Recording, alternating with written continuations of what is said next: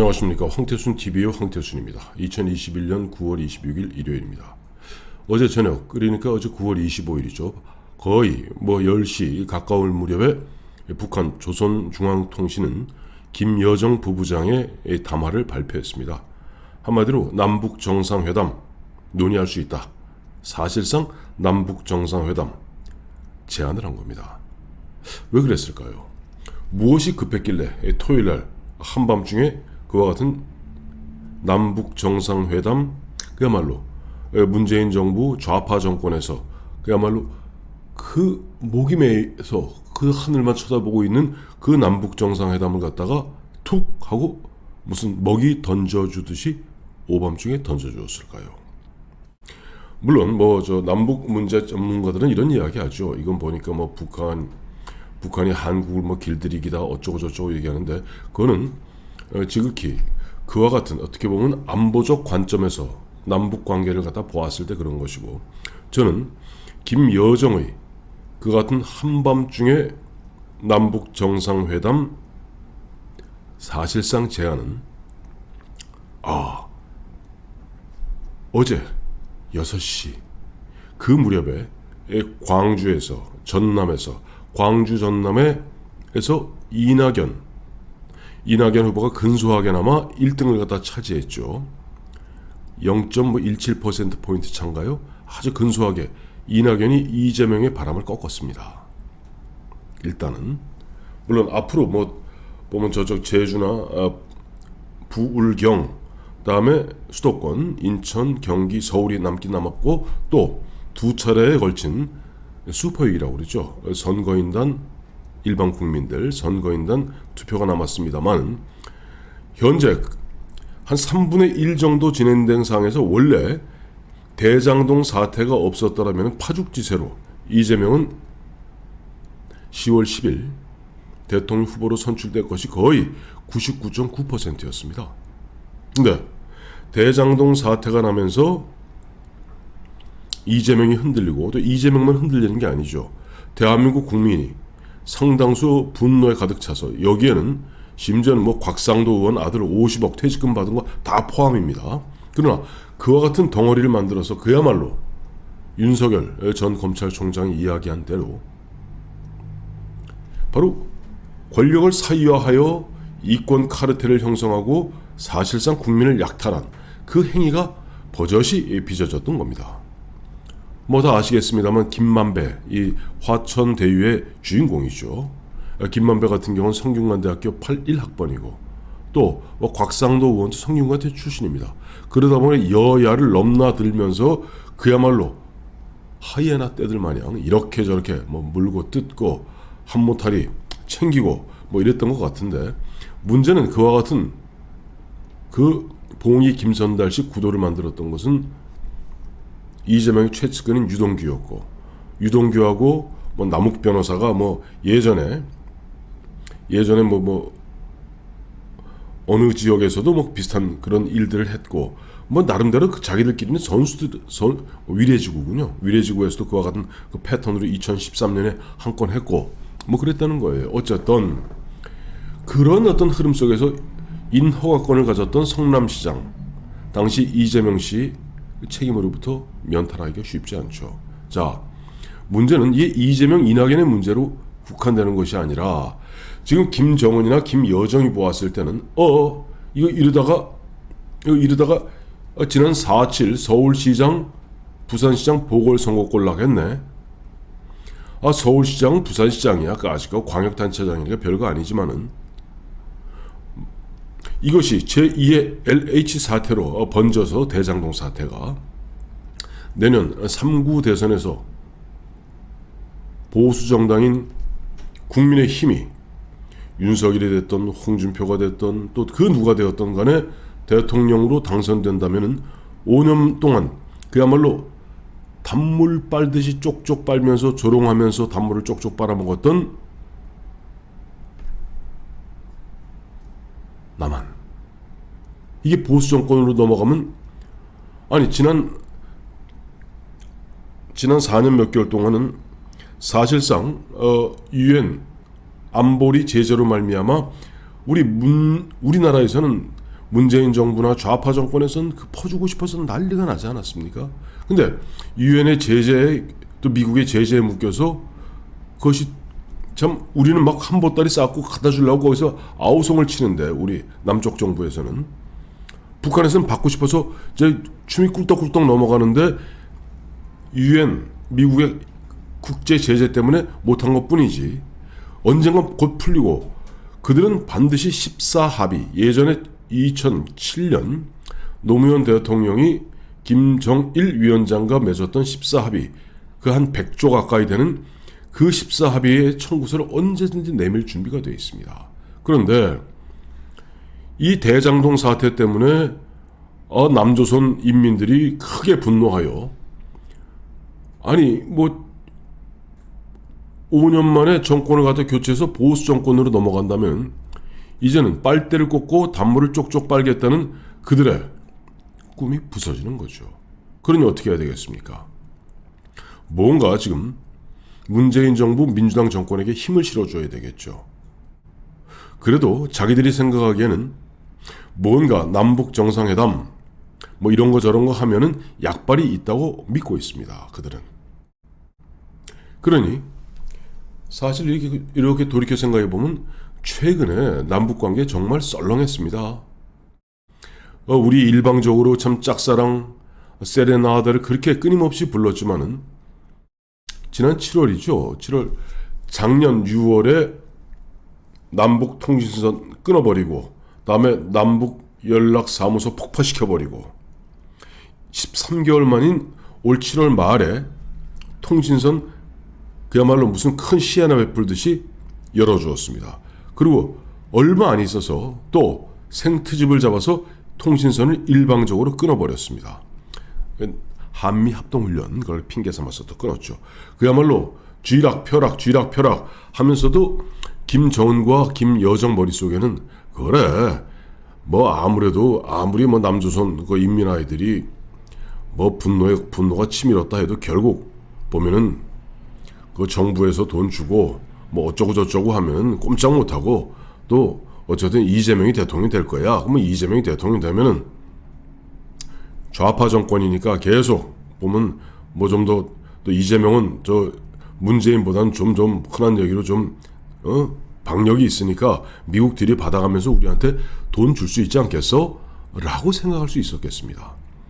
그러나 윤석열이나 홍준표가 대통령이 된다고 가정을 해보았을 때 김정은과 김여정은 한번 몸서리를 쳤을 겁니다. 이야 이것도 한번 고난의 행군에다 남쪽하고 참 죽을 지경이구나. 그러니 어떻게 해야 되겠습니까? 개입을 해야죠. 그것도 마침 어제 오후 6시경 민주당 광주 전남 경선 결과가 발표되니까 이 대장동 사태가 이 보통이 아니라고 직감한 겁니다. 지금까지 이 광주 전남 직전까지 보면은 저쪽 충청도로 시작해서 대구 경북으로 시작해서 강원도에 또 1차 슈퍼윅 거치면서까지 그야말로 거침없이 질주해왔던 것이 이재명 아닙니까? 대략 한 53대 한 36 정도로 뭐 그래서 이 광주 전남에서 쐐기 박으면 이제 끝나는 거였습니다. 그런데 그 사이에 그러니까 오늘이 26일이고 처음에 대장동 사태가 보도되기 시작한 게 대략 9월 그러니까 15일 뭐 그 무렵이니까 한 열흘 만에 추석 민심을 거치면서 민주당의 성지라 할 수 있는 광주 전남에서 확 분위기가 바뀐 겁니다. 그러니 광주 전남의 결정은 오늘 전북에 영향을 줄 것이고 또 10월 1일부터 있게 될 제주도, 부산, 울산, 경남, 그 다음에 인천, 경기, 그리고 마지막 서울까지 계속 영향을 주게 되어 있습니다.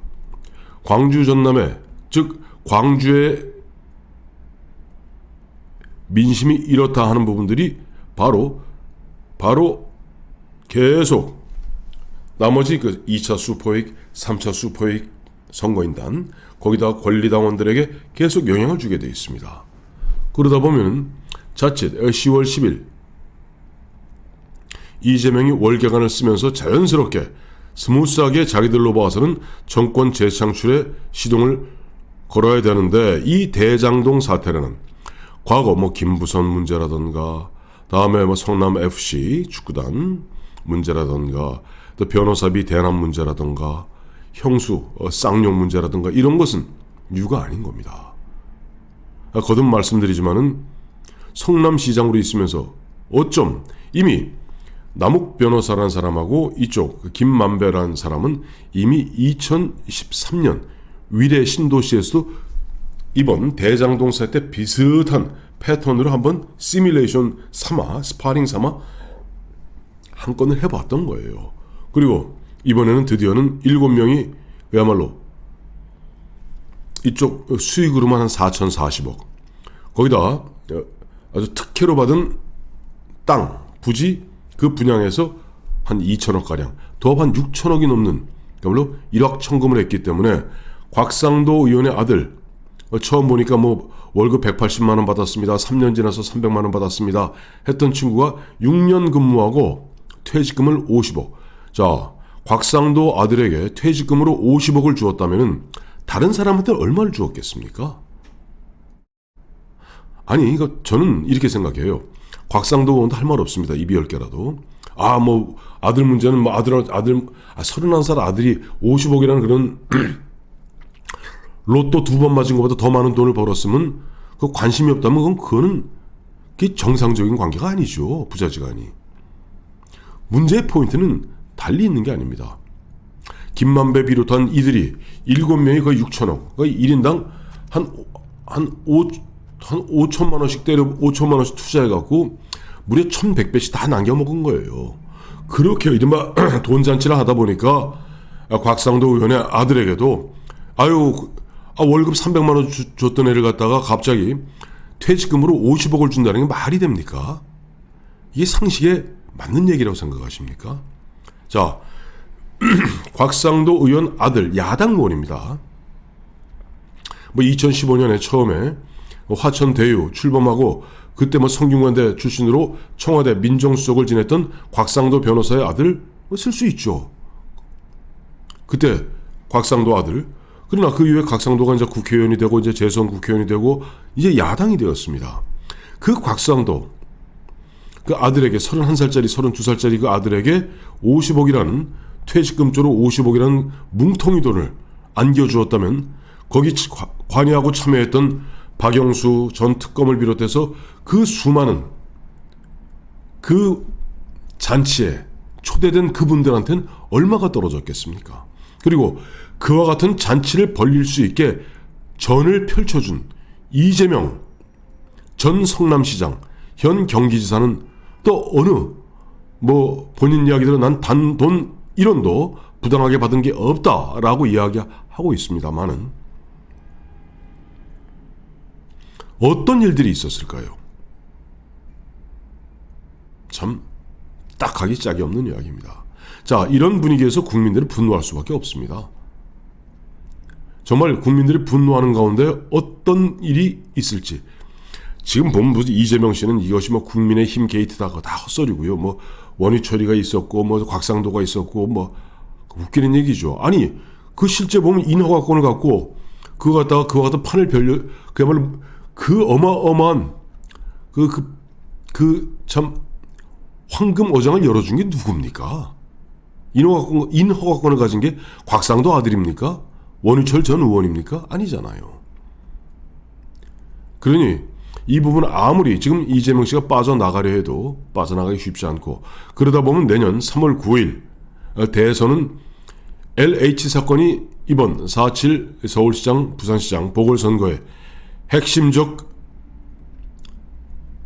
태세였다면 내년 3구 대선의 핵심적 쟁점은 대장동이 될 수밖에 없을 겁니다.